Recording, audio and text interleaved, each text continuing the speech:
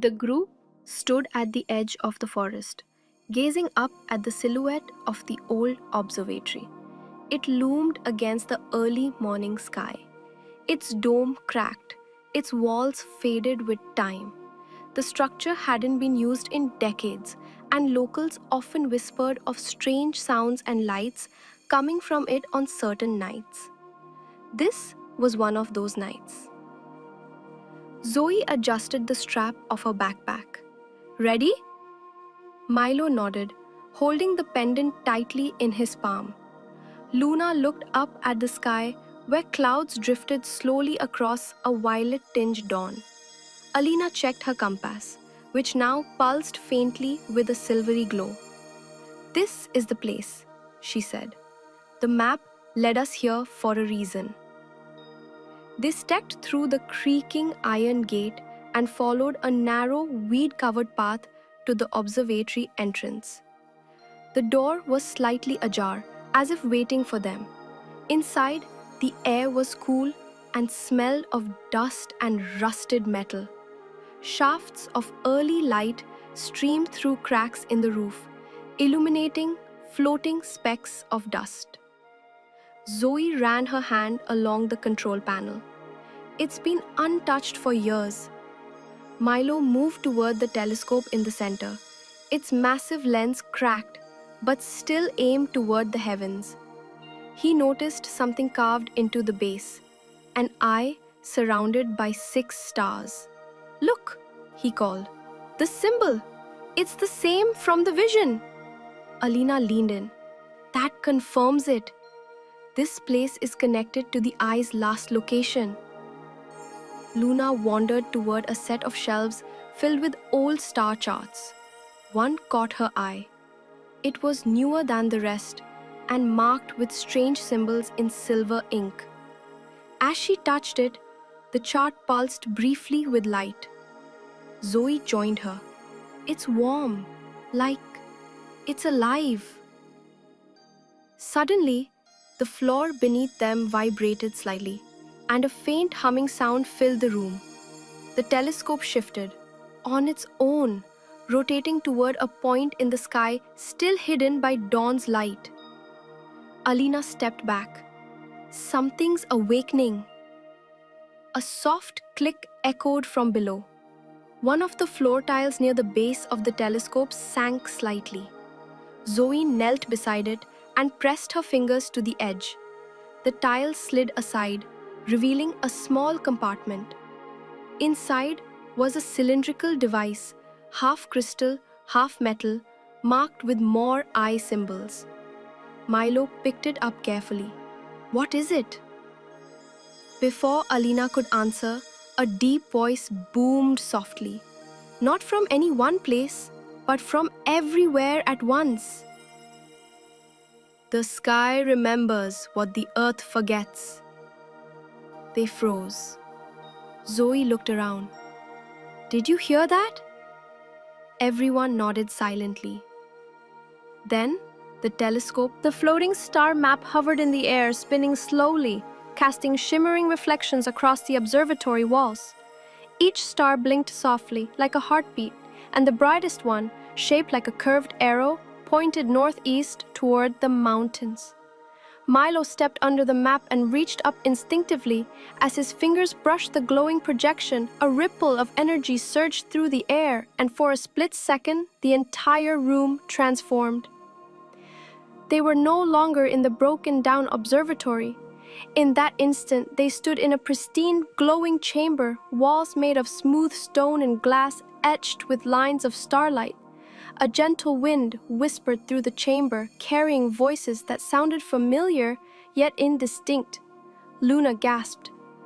"What just happened?" Before anyone could speak, they blinked, and they were back in the dusty observatory. The map was still there, but now dimmer, fading. "Was that a vision?" Zoe asked, her voice quiet. Alina's eyes widened. "No, I think it was a memory of this place, from a long, long time ago." The crystal metal device Milo had found now pulsed steadily in his hand. Zoe reached out and turned it gently. With a soft click, the device opened, revealing a folded parchment inside. She pulled it out carefully. It wasn't just paper. It shimmered like liquid glass, and symbols swirled on its surface. At the center, the eye symbol rotated slowly, locking into a new position. "It's a message," Alina whispered, "from the original keepers." Luna read some of the text aloud, the symbols seemingly translating themselves in her mind. "The key is not what you seek, but what you remember. Memory holds the gate." Milo looked up at the floating map. "Then we need to go where that arrow points." Suddenly, a loud clang echoed from above. They all looked up to see the telescope's dome slowly opening, without any mechanical input. The gears and levers moved on their own, as if guided by unseen hands. A blue beam shot upward from the telescope, piercing the early morning sky. Birds scattered in alarm as the column of light connected with something high above the clouds, an invisible point that shimmered briefly before vanishing. Zoe grabbed Milo's arm. "Someone will have seen that. We need to move." Alina agreed. This message wasn't just for us. It was also a signal, maybe a warning. They packed the map and device carefully. Before leaving, Luna placed the star chart back on the shelf. As she did, it glowed once more and then dimmed, becoming ordinary again. Outside, the breeze had shifted.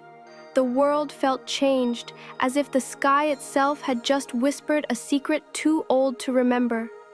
As they began their descent from the observatory, Zoe couldn't shake the feeling that they had just opened a door that... As the group made their way down the observatory hill, the early morning light cast long shadows on the path behind them.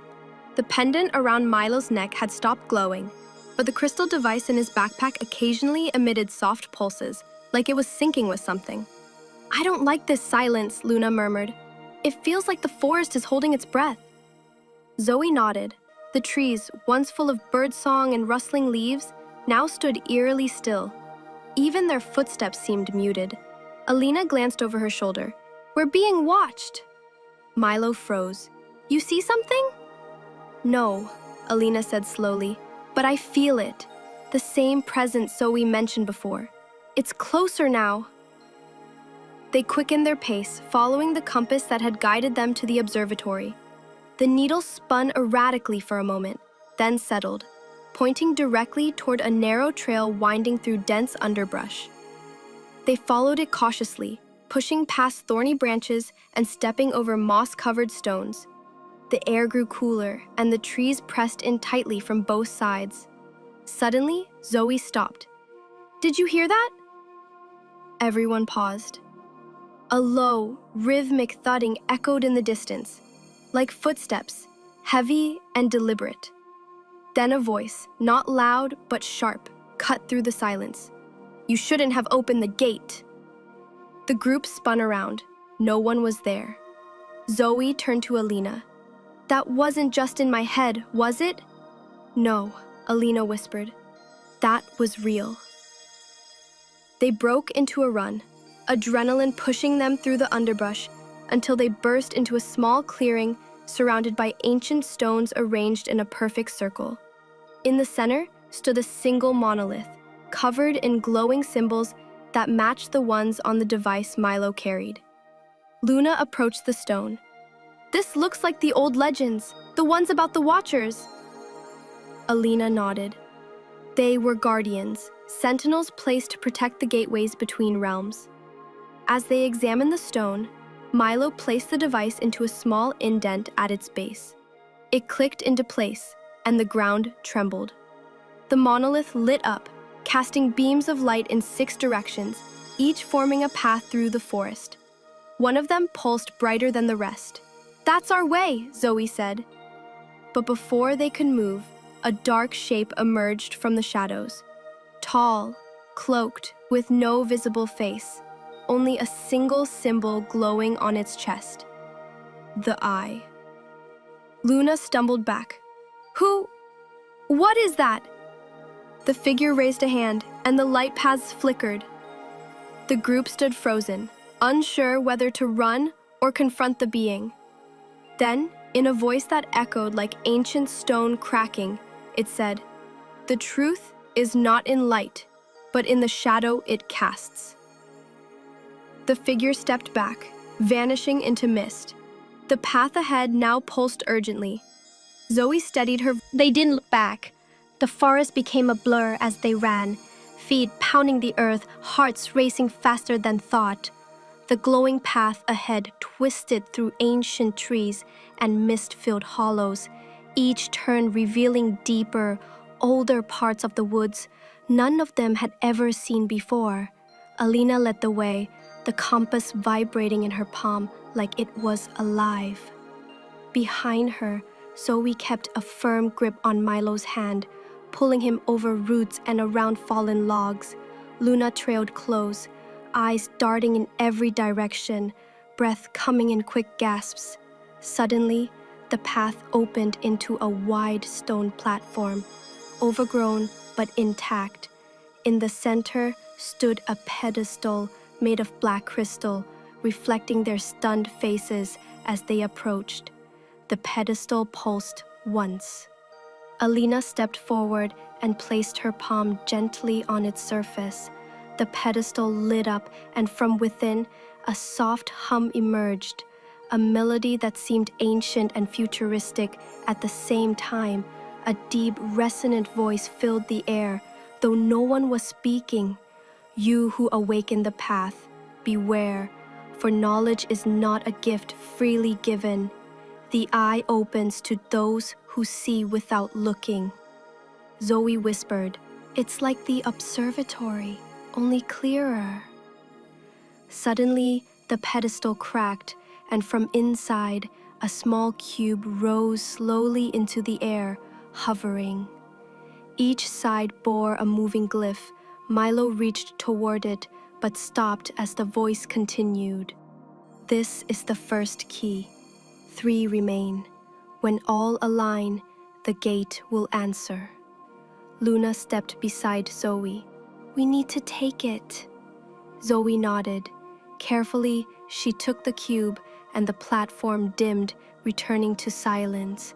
The cube shrank slightly, then fused into her pendant with a soft click. Her eyes widened. "It's part of it now." Before they could process what happened, a rustle came from the trees. This time, it wasn't a shadow. 2 figures stepped out, wearing robes marked with silver thread in the shape of the eye.